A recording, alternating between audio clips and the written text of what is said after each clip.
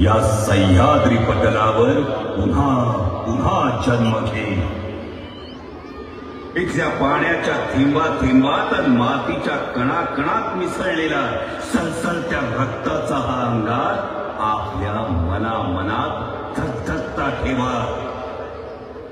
कारण अनाजी रूपी घरभेद्यांची कटकारस्थान आणि औरंग्या रूपी असुरांची आक्रमण वाढतच राहत।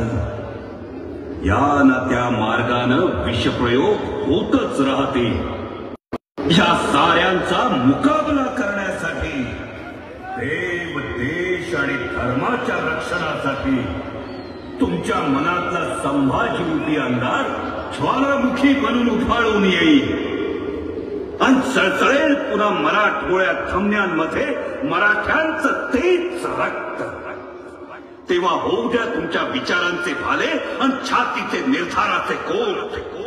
तळपू दे पुन्हा शिवप्रभूंच्या कृतीची भवानी तलवार अन्यायाविरुद्ध, अत्याचाराविरुद्ध।